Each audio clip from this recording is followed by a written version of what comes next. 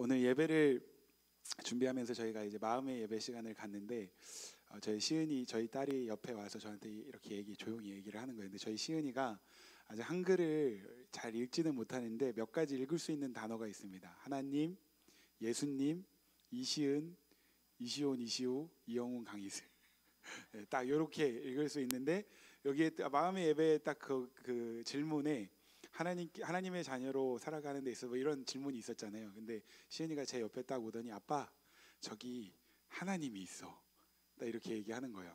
하나님이라는 글씨가 보였다는 거죠. 근데 저는 마치 그 말이 하나님께서 지금 우리와 함께하고 계시는구나 라는 그런 사인처럼 좀 들려졌습니다. 여러분, 주님께서 오늘 우리와 함께하고 계시는 줄 믿으시기를 바랍니다. 다른 어떠한 것이 아니라 우리와 함께하고 계시는 그 하나님으로 인하여 여러분들이 충분히 만족하고, 우리가 정말 방금 오라도로 고백했던 것처럼 우리의 영원한 생수가 되시고 영원한 생명의 떡이 되시는 예수님 한 분으로 충분합니다 라고 고백하시는 저와 여러분들이 되실 수 있기를 소망합니다.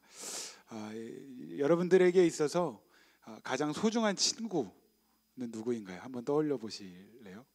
마음속으로 한번 떠올려 보세요. 나에게 있어서 가장 소중한 친구는 과연 누구인가? 그리고 또 한 가지 질문은 그 소중한 친구를 위해서 여러분들이 어떤 것까지 할 수 있겠습니까? 저는 여러분들이 다 소중해요. 승엽이도 목사님 소중하지? 네, 목사님 위해서 어떤 것까지 할 수 있겠니? 네, 성경에 보면 우정 하면 떠오르는 사람들이 있죠. 각별하고 아주 특별한 우정을 가졌던 관계 누구죠?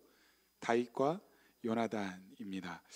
성경은요, 다윗과 요나단이 얼마나 특별한 관계였는지에 대해서 아주 많이 반복해서 이야기를 하고 있습니다. 사무엘상 18장 1절 제가 그냥 읽을게요.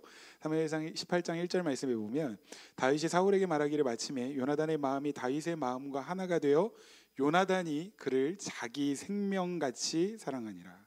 사무엘상 19장 1절 말씀에서는 사울이 그의 아들 요나단과 그의 모든 신하에게 다윗을 죽이라 말하였더니 사울의 아들 요나단이 다윗을 심히 좋아하므로, 사무엘상 20장 17절 말씀에는 다윗에 대한 요나단의 사랑이 그를 다시 맹세하게 하였으니 이는 자기 생명을 사랑과 같이 그를 사랑함이었더라. 사무엘하 1장 26절 말씀에서는 이 사무엘하 1장 26절에 이제 요나단이 죽은 다음에 다윗이 고백하는 이야기인데, 다윗이 이렇게 이야기를 하죠. 내 형 요나단이여, 내가 그대를 애통함은 그대는 내게 심히 아름다움이라 그대가 나를 사랑함이 기이하여 여인의 사랑보다 더하였도다 라고 이야기를 합니다. 그만큼 굉장히 특별하고 아주 각별한 그런 우정, 어떻게 보면 다윗이 고백했던 것처럼 남녀가 사랑하는 것보다 더 깊이 사랑했던 사이가 다윗과 요나단이 아니었나라고 생각이 됩니다. 실제로 요나단은요, 사울 왕이 다윗을 죽이려고 할 때마다 몇 번씩 다윗을 도와주었습니다. 그런데 사실은 현실적으로 조금 생각해 보면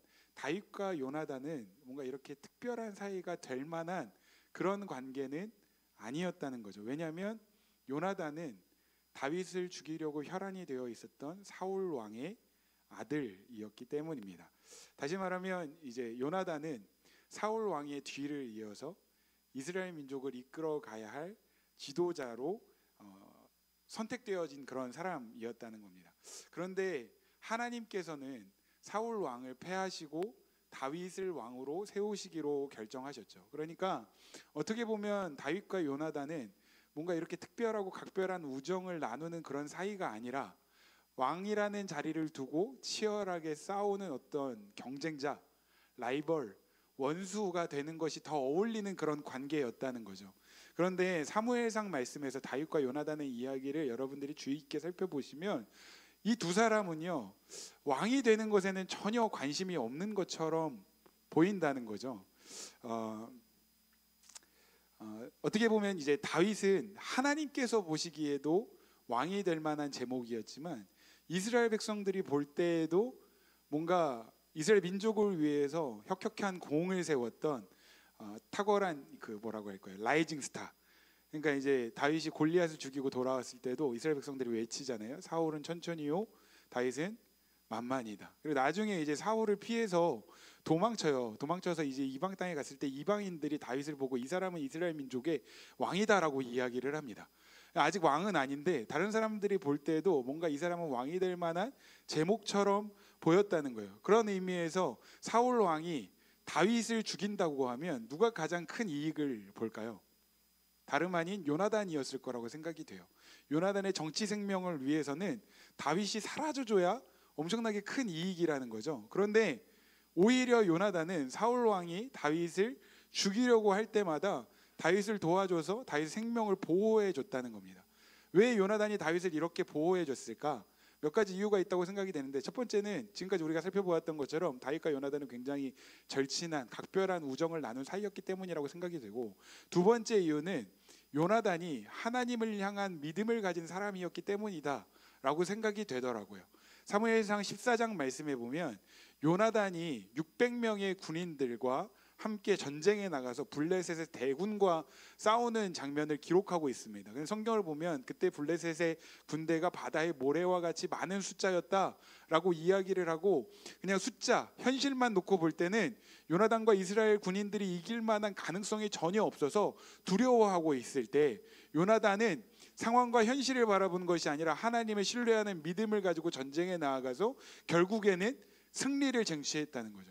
근데 저는 그 말씀을 묵상하면서 요나단이 정말 아무것도 기대할 것이 없고 아무런 소망이 없는 그런 전시 상황 속에서도 하나님을 신뢰하는 믿음을 발휘할 수 있었던 이유는 그 상황이 너무나도 절박했기 때문이 아니라 평소에도 하나님을 향한 믿음을 가진 사람이었기 때문에, 그 믿음이 훈련되어져 있던 사람이었기 때문에 정말 절박하고 아무런 소망이 보이지 않는 그런 전시 상황 속에서도 믿음을 발휘해서 결국에는 승리를 쟁취해내는 그런 사람이 될 수 있었던 것이 아닌가, 그런 생각이 들더라고요. 요나단은 믿음이 있는 사람이었습니다. 다시 말하면 이제 사울 왕을 패하고 이스라엘 민족의 새로운 왕으로 세워질 사람이 자신이 아니라 다윗, 하나님은 지금 다윗을 선택해서 세우실 것이다 라고 하는 그런 믿음이 요나단에게 있었기 때문에 사울 왕이 죽이려고 할 때마다 뭔가 자신의 어떤 미래와 정치 생명을 위해서 행동하는 것이 아니라 계속해서 다윗을 보호해주는 친구가 될 수 있지 않았을까라고 생각이 됩니다. 그러니까 요나단은요, 믿음이 있었던 사람이라는 거예요. 그리고 마지막으로 이제 이 요나단이 사울로부터 다윗을 보호해 줄 때 사무엘상 20장 말씀에 보면 요나단이 다윗에게 이런 부탁을 해요. 사무엘상 20장 14절부터 17절까지 같이 한번 읽어보겠습니다. 시작. 너는 내가 사는 날 동안에 여호와의 인자하심을 내게 베풀어서 나를 죽지 않게 할 뿐 아니라 여호와께서 너 다윗의 대적들을 지면에서 다 끊어버리신 때에도 너는 내 인자함을 내 집에서 영원히 끊어버리지 말라 하고, 이에 요나단이 다윗의 집과 언약하기를 여호와께서는 다윗의 대적들을 치실지어다 하니라. 다윗에 대한 요나단의 사랑이 그를 다시 맹세하게 하였으니 이는 자기 생명을 사랑과 같이 그를 사랑함이었더라. 이게 무슨 이야기냐면, 하나님께서 이제 너에게 은혜를 베푸셔서 너의 모든 대적들을 치시고 너를 왕의 자리에 앉히실 때에 너는 나에 대한 의리를 기억하고 나의 집안을 위해서 인자함, 은혜를 베풀어다오라고 부탁을 했다는 거예요. 그리고 요나단과 다윗은 자신들의 생명을 걸고 이 약속을 지키기로 맹세했습니다. 그리고 얼마 후에 사울과 요나단은요, 블레셋과의 전쟁에서 전사하게 되고, 다윗은 여러 가지 우여곡절 끝에 결국에는 이스라엘 민족의 왕, 더 정확하게는 통일 왕국의 왕이 돼요. 그리고 다윗이 통일 왕국의 왕이 된 이후에 했던 두 가지 중요한 일이 있습니다. 첫 번째는 뭐죠? 여러분들이 너무나도 잘 아는 거예요. 다윗이 통일 왕국의 왕이 된 이후로 가장 먼저 했던 일은 빼앗겼던 언약궤, 잃어버렸던 언약궤를 되찾아오는 일이었습니다. 그리고 이어서 했던 두 번째 일은 요나단과의 약속을 지키는 일이었습니다. 사무엘하 9장 1절부터 3절까지 오늘 본문 말씀 우리 같이 한번 읽어볼게요. 시작. 다윗이 이르되 사울의 집에 아직도 남은 사람이 있느냐? 내가 요나단으로 말미암아 그 사람에게 은총을 베풀리라 하니라. 사울의 집에는 종 한 사람이 있으니 그의 이름은 시바라. 그를 다윗의 앞으로 부르매 왕이 그에게 말하되 내가 시바냐 하니 이르되 당신의 종이니이다 하니라. 왕이 이르되 사울의 집에 아직도 남은 사람이 없느냐? 내가 그 사람에게 하나님의 은총을 베풀고자 하노라 하니 시바가 왕께 아뢰되 요나단의 아들 하나가 있는데 다리 저는 자니이다 하니라. 다윗이 이제 요나단과의 약속을 기억하고 요나단의 가족 중에 살아남은 사람이 있다면 내가 그에게 은총을 베풀겠다, 내가 그에게 은혜를 베풀겠다라고 이야기를 합니다. 그러니까 그때 사울을 섬기던 종이었던 시바라는 사람이 다윗을 찾아와서 이렇게 이야기를 하죠. 요나단의 아들 중에 한 사람이 살아남았습니다 라고 이야기하면서 그를 소개하는데, 그에 대해서 뭐라고 이야기를 하죠? 그는 다리 저는 자니이다 라고 소개를 합니다. 죄송해요, 여러분, 쉽게 얘기하면 이런 거예요. 그는 다리병신입니다 라고 이야기를 한 겁니다. 그런데 사실 요나단의 아들에게는 버젓이 이름이 있었어요. 요나단 아들의 이름이 뭐였습니까? 무비보셋이라는 이름을 가진 사람이었습니다. 여러분, 사울이 불명예스럽게 폐위되지 않고 죽음을 맞이하지 않고 정상적으로 왕위를 계승했다면 사울의 뒤를 이어서 요나단이 왕이 됐어야 하고, 요나단의 뒤를 이어서 무비보셋이 왕이 되어야 했습니다. 그러니까 일반 백성들로서는 뭔가 그 이름을 감히 입에 담기도 어려운 로얄 패밀리 출신이 무비보셋이었다는 거예요. 그런데 지금 일개 종이었던 시바가 무비보셋을 향하여 그 이름을 이야기하는 것이 아니라 다리 저는 자입니다, 다리병신입니다 라고 이야기를 하는 거예요. 지금 무비보셋이 얼마나 비참한 처지가 되었는지를 단편적으로 보여주는 가장 중요한 모습이라고 생각이 됩니다. 요나단에게 아들이 있는데 그는 다리를 저는 사람입니다. 그렇다면 여러분, 무비보셋은 왜 다리를 절게 되었을까요? 사무엘하 5장 말씀에 보면 사울과 요나단이 이제 블레셋과의 전쟁에서 전사하던 그런 순간에 이제 유모가 이 어린 무비보셋을 안고 도망치다가 이 아이를 떨어뜨렸습니다. 그래서 그때부터 다리를 절게 된 거예요. 그런데 오늘 본문 말씀에 사무엘하 9장 13절 말씀을 보면 이 무비보셋은 두 다리를 다 저는 사람이었다 라고 성경은 기록하고 있습니다. 한쪽 다리를 다쳐서 한쪽 다리를 저는 게 아니라 두 다리를 다 절었대요. 두 다리가 불편했대요. 여러분 한번 상상해 보세요. 한쪽 다리, 우리 다리를 전다고 하면 한쪽이 불편해서 이렇게 걷는 걸 생각하죠. 근데 두 다리가 다 불편했다는 겁니다. 어떻게 걸었을까요? 이 무비보셋은 어린 시절부터 굉장히 그런 육체적인 불편함을 가지고 살았던 사람이었고, 더 나아가서는 불명예스럽게 폐위된 그 왕가의 가문의 혈족으로 태어나서, 그러니까 여러분, 무비보셋은 지금까지 평생을 육체적으로도 정신적으로도 엄청나게 고통스러운 그런 인생을 살았던 겁니다. 그러니까 무비보셋은 너무나도 위축되고 주눅들고 쪼그라들어서 이제 어느 시골 마을 구석 한 구석에 숨어서 살고 있었던 거예요. 그런데 오늘 본문 말씀은 무비보셋이 살고 있던 집이 로드발 암미엘의 아들 마길의 집에서 살고 있었다라고 기록을 하는데, 이 로드발은요 지명 이름입니다. 암미엘은 사람 이름인데 로드발은 지명 이름이에요. 근데 로드발을 히브리어로 하면 로는 아니다 라는 의미를 가지고 있고, 드발은 목초지라는 뜻을 가지고 있습니다. 그러면 로드발은 무슨 뜻입니까? 목초지가 아니다라는 거예요. 지금 무비보셋이 있는 곳은 목초지가 아니다. 다시 말하면 광야고 황무지와 같은 곳에서 무비보셋이 살고 있었다는 거예요. 저는 이것이 무비보셋의 지금 삶의 현실을 보여주는 가장 중요한 지명이라고 생각이 됩니다. 완전히 주눅들고 위축되고 쪼그라들어서 황무지 같은 인생, 광야와 같은 인생을 살고 있는 사람이 무비보셋이었다는 거예요. 그런데 어느 날 다윗 왕이 사람을 보내서 무비보셋을 찾아옵니다. 그리고 무비보셋에게 이렇게 이야기를 하는 거예요. 다윗 왕이 당신을 지금 찾고 있습니다. 지금 당신은 당장 성으로 가야 합니다 라고 요청을 하는데, 그때 여러분 생각해 보세요. 무비보셋의 입장에서 어떤 생각이 들었을까요? 여러분, 정치 세계라는 게 그렇잖아요. 직전 여당 출신은 숙청이 되는 게 인지상정입니다. 그런데 그냥 여당 출신이 아니라 다윗을 죽이려고 혈안이 되어 있었던 사울의 핏줄이다. 그런데 지금 다윗이 나를 찾고 있다 라고 하면 무비보셋의 생각에 무슨 생각이 들었을까요? 나 이제 성으로 가면 이제 진짜 죽겠구나, 나 이제 진짜 끝났구나, 어떻게든 육체적으로 정신적으로 고통을 받으면서 잘 숨어서 지금까지 살고 있었는데 기어코 나를 찾아내서 나를 죽이려고 하는구나 라는 그런 생각이 들지 않았겠습니까? 그런데 여기에서 엄청난 반전이 일어납니다. 사무엘상 9장 7절 말씀 읽어볼게요. 시작. 다윗이 그에게 이르되 무서워하지 말라. 네가 반드시 내 아버지 요나단으로 말미암아 너에게 은총을 베풀리라. 내가 내 할아버지 사울의 모든 밭을 다 내게 도로 주겠고 또 너는 항상 내 상에서 떡을 먹을지니라 하니라. 아멘. 아멘. 내가 너에게 은총을 베풀겠다. 내가 너에게 은혜를 베풀겠다. 지금 다윗이 무비보셋에게 은혜를 베풀어서 할아버지 사울이 가지고 있던 모든 재산을 무비보셋에게 돌려주고 이제 너는 나와 함께 나의 식탁에서 먹을 것이다. 여러분, 나의 식탁이 어떤 식탁이에요? 왕의 식탁입니다. 지금 모비보셋이 왕의 식탁에서 먹는다는 것이 뭘 의미하는 거예요? 이제는 더 이상 위축되고 주눅들고 상처투성이의 인생이 아니라 왕의 자녀로서의 신분을 내가 너에게 회복시켜 주겠다. 할렐루야. 여러분, 이것이 복음입니다. 지금 모비보셋에게 어떤 자격이 있어서, 아니면 모비보셋이 다윗의 마음을 감동시킬 만한 엄청난 공로를 세워서 다윗이 모비보셋에게 은혜를 베풀겠다고 이야기한 게 아니에요. 지금 다윗이 모비보셋에게 은혜를 베푸는 이유는 단 한 가지입니다. 어떤 이유요? 요나단과의 약속 때문에. 하나님께서 너의 모든 대적들을 치시고 너를 왕위에 앉히시거든 나와의 의리를 생각해서 나의 가정에게 은혜를 베풀어 달라. 그 요나단과의 그 약속 때문에 지금 모비보셋은 다윗으로부터 은혜를 받고 있다는 것입니다. 그런데 사랑하는 하비스트 여러분, 이것은 단지 모비보셋의 이야기가 아니라 저와 여러분들의 이야기입니다. 사랑하는 하비스트 여러분, 하나님께서는요, 저와 여러분들을 하나님의 형상대로 창조하셨습니다.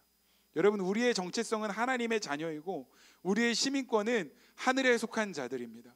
그런데 죄로 인해서 모든 것이 망가져 버렸습니다. 하나님께서 창조하셨던 그 아름다운 형상을 잃어버렸고 지금은 우리가 여러 가지 상처 가운데 살고 있다는 거예요. 죄송합니다만 여러분들 스스로 솔직하게 한번 생각해 보십시오. 지금 겉으로 볼 때는 다 멀쩡해 보이지만 사실 우리 안에 남들에게는 드러낼 수 없는 여러 가지 많은 상처와 아픔과 문제들을 가지고 살아가는 것이 우리의 실체라는 거예요.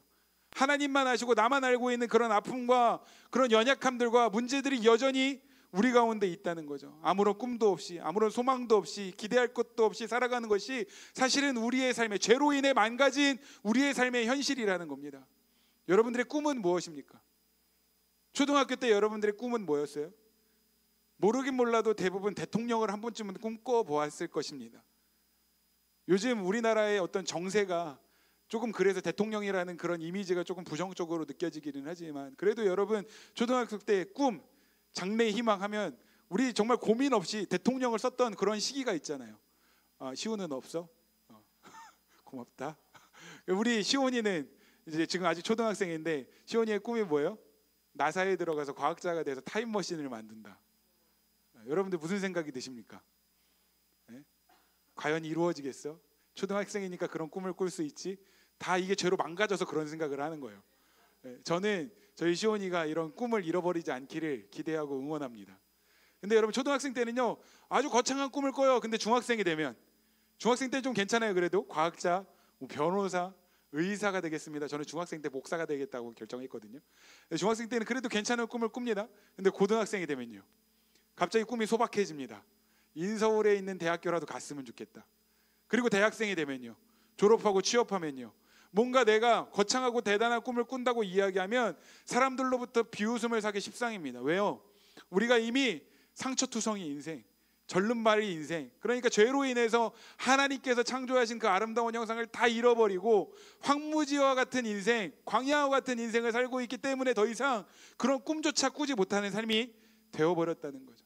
무비보셋의 모습은 사실 저와 여러분들의 모습과 다르지 않다는 겁니다. 그런데 정말 완전히 위축되고 쪼그라들어서 주눅들고 상처투성이 인생, 광야와 같은 황무지와 같은 인생을 살고 있는 무비보셋을 다윗이 찾아내서 이야기하기를 내가 너에게 은혜를 베풀겠다고 이야기를 하는 거예요. 그런데 하나님이 오늘 우리에게 하시고 싶은 이야기가 이것입니다. 황무지와 같은 인생, 광야와 같은 인생, 상처투성이 인생, 아무런 소망도 없이 살아가는 우리를 찾아내셔서 우리에게 말씀하시기를 내가 너에게 은혜를 베풀기를 원한다. 사랑하는 아들아, 사랑하는 딸아, 내가 너에게 은혜를 베풀기를 원해. 근데 여기에서 우리가 조금 더 주목해서 보아야 할 모습이 있습니다. 다윗이 무비보셋을 찾아내서 내가 너에게 이제 은혜를 베풀 거야 라고 이야기할 때 우리는 무비보셋의 반응을 주목해서 보아야 합니다. 무비보셋이 뭐라고 이야기합니까? 사무엘하 9장 8절 말씀 시작. 그가 절하여 이르되 이 종이 무엇이기에 왕께서 죽은 개 같은 나를 돌아보시나이까. 왕이시여 어찌하여 죽은 개와 같은 나에게 은혜를 베푸십니까? 이게 무슨 말이에요? 저는 지금 왕이 베푸시는 이런 은혜를 받을 만한 그러한 자격이 없는 사람입니다 라고 고백하고 있는 겁니다. 여러분 오늘날 우리 한국 사회에서 개는요 사람보다 어떻게 보면 사람보다 호의호식하는, 그래서 개팔자가 상팔자라는 말이 진짜 어울리는 그런 시대를 살고 있잖아요. 그런데 당시 유대인들에게는요 개는 불결하고 부정한 동물이었습니다. 혹시 여기에 반려인들이 계신다면 제가 심심한 사과의 말씀을 드립니다. 근데 유대인들의 관점에서는 개는 부정한 동물이었어요. 그런데 유대인들에게 죽은 시체도 부정한 것이었습니다. 죽은 시체를 가까이 하지 않았어요. 그런데 여러분 지금 무비보셋이 뭐라고 이야기합니까? 그냥 개가 아니라 죽은 개라고 자기를 소개하고 있습니다.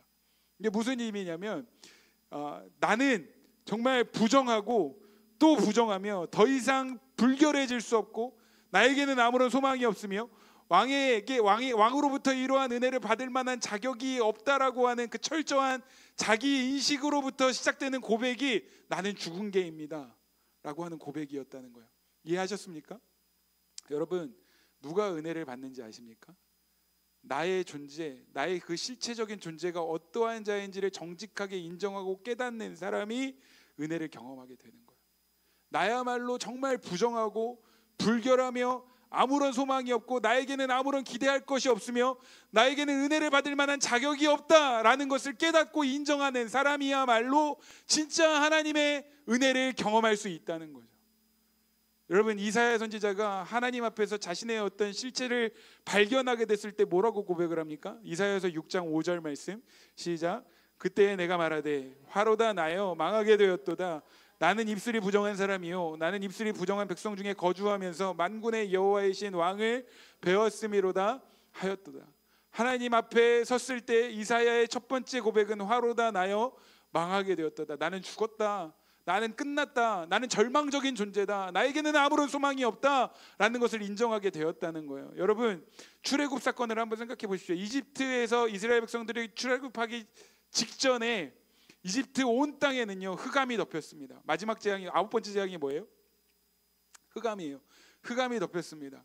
그리고 예수님께서 십자가에서 운명하실 때에도 제6시부터 제9시까지 어둠이 온 땅을 덮었다고 성경은 기록하고 있습니다. 오늘날의 시간으로 따지면 낮 12시부터 오후 3시까지 어둠이 덮였다는 거예요. 이게 뭘 의미하는 걸까요? 우리가 출애굽의 은혜, 우리가 죄로부터 구원을 받아 완벽하게 회방이 되고 자유를 얻고 십자가의 복음으로 승리하는 삶을 살아가기 위해서는 우리 안에 있는 흑암과 어두움을 통과하고 그것과 마주하는 시간이 반드시 필요하다는 겁니다. 내가 얼마나 절망적인 존재인지, 내 안에 해결될 수 없는 얼마나 어두운 그러한 죄의 문제들이 있는지를 정직하게 대면하는 사람만이 이 십자가의 은혜가 진짜 은혜가 될 수 있고 이 십자가의 복음이 나에게 능력이 될 수 있다는 것입니다. 나 좀 괜찮은 것 같아. 나는 다른 사람의 도움 없이도 살 수 있어. 나 좀 잘 살고 있는 것 같아. 앞으로도 나는 스스로 잘 살 수 있어. 나에게 어느 정도 조금이라도 희망의 빛이 있다고 생각하는 사람은 결코 하나님의 은혜를 경험할 수가 없다는 것입니다. 다시 한번 말씀드리지만 나에게는 정말 아무런 가능성이 없고 나는 정말 절망적인 존재이고 죄로 말미암아서 모든 것이 망가진 아무것도 기대할 것이 없는 존재라는 것을 깨닫는 사람이 하나님의 은혜를 경험할 수 있는 거예요. 사랑하는 하나비스트 여러분 진짜 하나님의 은혜, 예수 그리스도의 십자가의 복음을 경험하기를 원하십니까?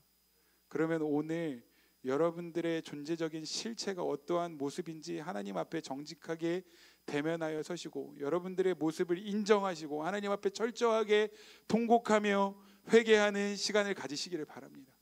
나야말로 죽은 개와 같은 존재, 나야말로 부정하고 또 부정하며 불결하고 아무것도 기대할 것이 없고 아무것도 자랑할 것이 없으며 하나님으로부터 은혜를 받을 만한 자격이 없는, 하나님 앞에서는 화로다 나여 망하게 되었도다, 나는 죽을 수밖에 없는 존재라는 것을 여러분들이 인정하는 시간이 되시기를 주님의 이름으로 축복합니다. 무비보셋은요 다윗 앞에서 저야말로 죽은 개와 같은 존재입니다. 내가 당신으로부터 이러한 은혜를 받을 만한 자격이 없습니다라고 고백할 때 여러분 다윗은요 그럼에도 불구하고 무비보셋에게 은혜를 베풀기로 작정했습니다. 다시 한번 말씀드리지만 무비보셋에게 어떤 자격이 있기 때문이 아니었어요.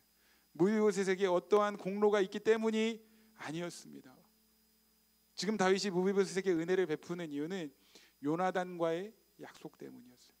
그러면 여러분 죽은 개와 같은 우리, 아무런 소망이 없는 우리에게 하나님께서 은혜를 베푸시는 이유는 무엇 때문입니까? 우리가 하나님의 은혜를 받을 만한 자격이 있어서입니까? 아니면 하나님의 마음을 감동시킬 만큼 엄청 대단한 사역들, 엄청 대단한 일들, 공로를 세웠기 때문입니까? 아니요. 예수님께서 흘리신 피로 세우신 그 새로운 약속, 새 언약 때문에 하나님께서 우리에게 은혜를 베푸시겠다 말씀하시는 거예요. 마가복음 14장 22절부터 24절 읽겠습니다. 시작.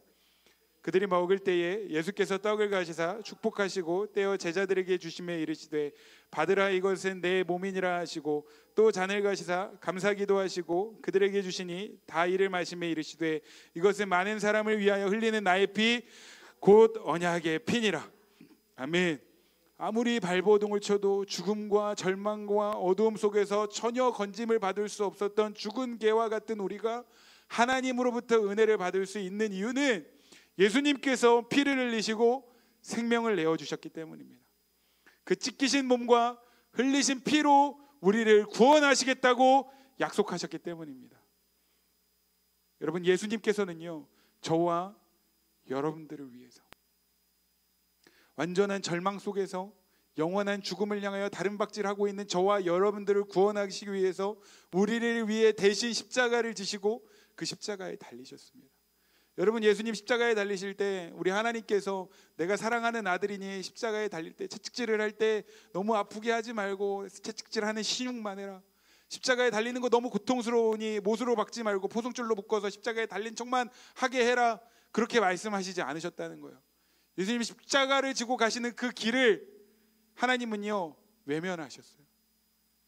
여러분, 예수님은요 많은 사람들로부터 모욕과 조롱과 비웃음을 당하셨습니다.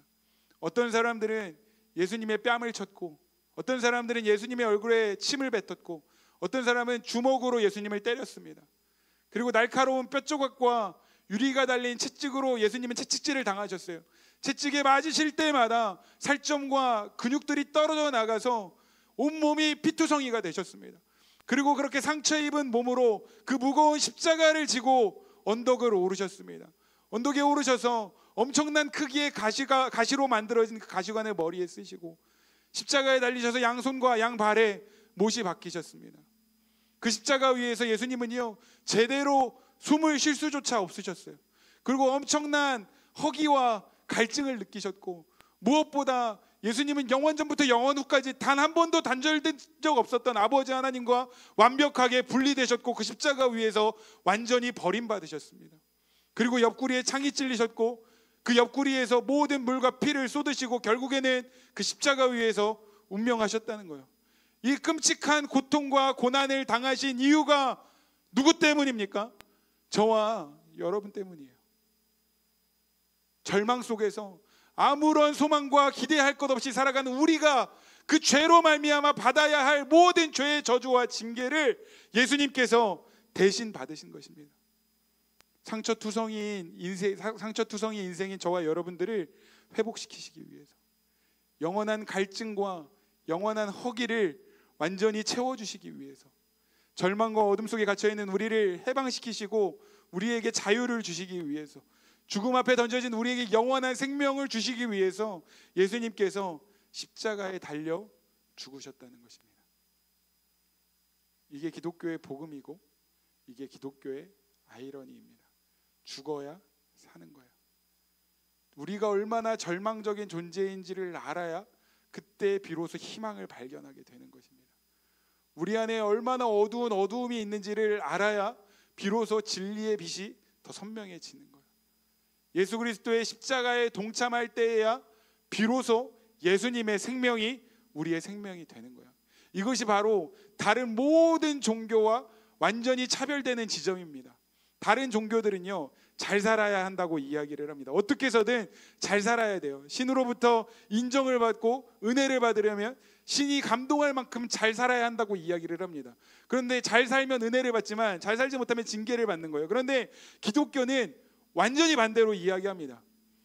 우리 인간이라는 존재, 죄로 인해서 완전히 망가져버린 인간이라는 존재는 하나님을 감동시킬 만큼 잘 살 수 있는 존재가 아니라고 이야기를 하는 거죠. 우리가 하나님을 감동시킬 만큼 잘 살아서 은혜를 받는 것이 아니라 오히려 우리는 다 양 같아서 그릇 행하여 각기 제 길로 갔고 하나님께서 기뻐하시지 않는 일들을 반복하며 살고 있지만 하나님께서 우리에게 먼저 은혜를 베풀어 주셨고, 할렐루야.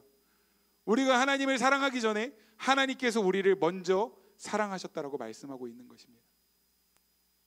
그래서 바울은 이렇게 고백합니다. 디모데전서 1장 15절 말씀, 시작.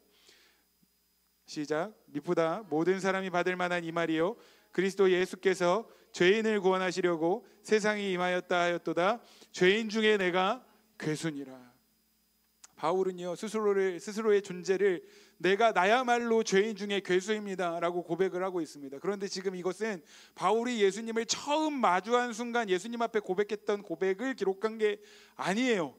지금 바울이 이 편지를 누구에게 쓰고 있습니까? 디모데전서, 디모데에게 쓰고 있는 거예요. 여러분, 디모데전서와 디모데후서는 바울이 인생의 말년에 사랑하는 아들, 영적인 아들 디모데를 위해서 유언처럼 남긴 편지가 디모데전후서입니다. 그러니까 인생의 말년에 바울이 지금 나는 죄인 중에 괴수라고 고백을 하고 있는 거예요. 그런데 여러분 생각해 보세요.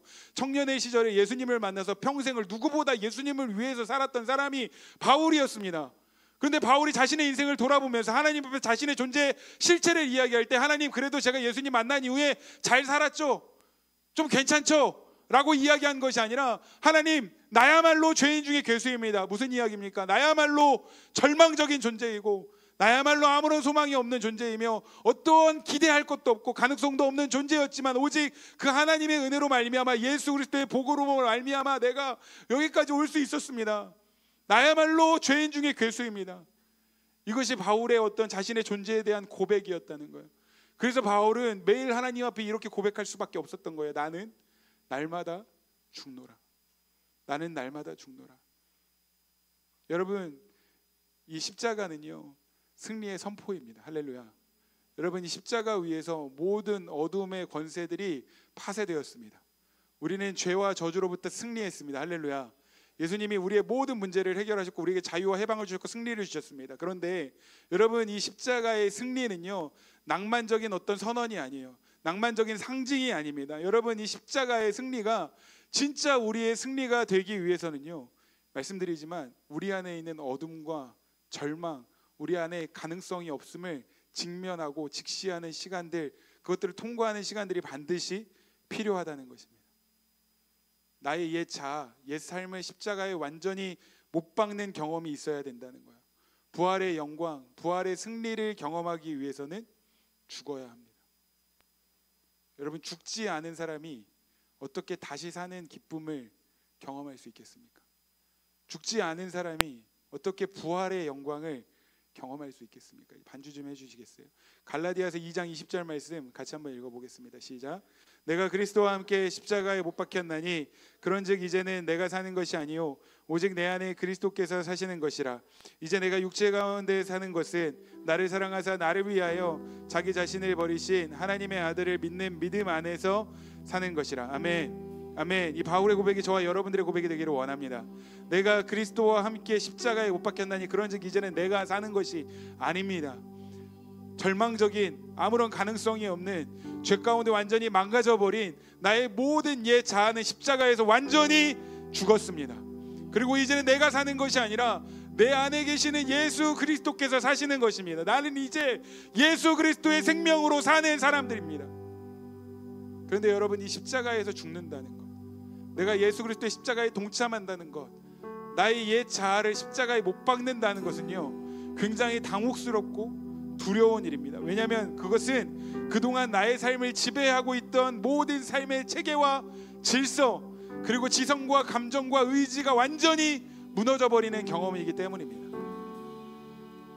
우리로서는 좀 감당하기가 쉽지 않은 일이기도 해요. 그런데 우리는 십자가에 달리신 그리스도를 선포한다 라는 책을 쓰신 케네스 리치라는 분은 이러한 경험을 긍정적 해체라고 이야기했습니다. 우리 이거 한 번만 같이 한번 읽어볼까요? 시작. 그리스도의 죽음에 동참할 때 우리 존재 전체가 해체되는 것 같은 느낌을 받지만 실제로 해체되는 것은 우리를 둘러싸고 있는 방어벽들이다.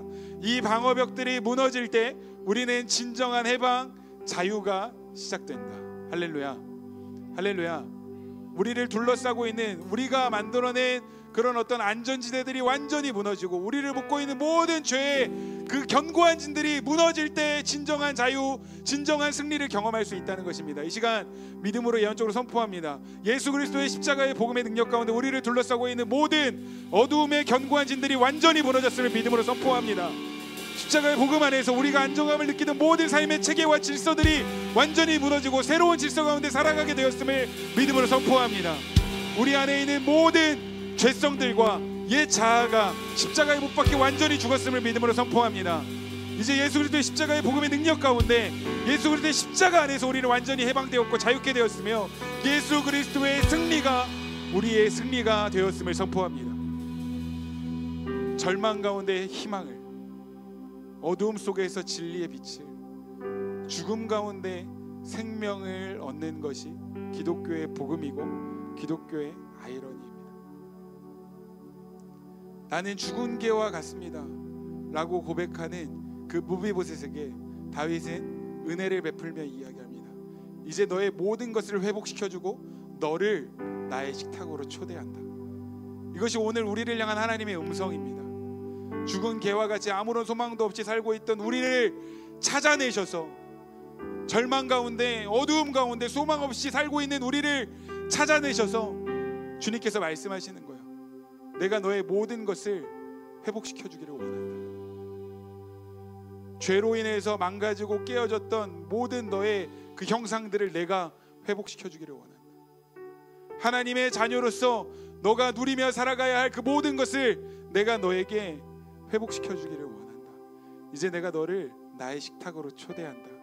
요한계시록 3장 20절 말씀입니다. 볼지어다 내가 문 밖에 서서 두드리노니 누구든지 내 음성을 듣고 문을 열면 내가 그에게로 들어가 그와 더불어 먹고 그는 나와 더불어 먹으리라. 여러분, 우리가 이 왕의 식탁으로 돌아가 하나님의 형상을, 하나님께 약속하신 모든 것들이 회복되는 유일한 길은 십자가뿐입니다. 십자가 복음뿐입니다. 절망 가운데 어둠 가운데 진리의 빛이 더욱 선명하게 드러나고 예수 그리스도의 십자가에 동참함으로 그 예수님의 생명을 누리며 그 예수님의 승리가 진짜 나의 승리가 되는 그런 영적인 경험이 있는 오늘 이 시간이 되기를 주님의 이름으로 축복합니다. 이 시간 우리의 실제를 주님 앞에 고백하며 이 시간 우리 예수님의 십자가의 승리를 선포하며 같이 찬양하고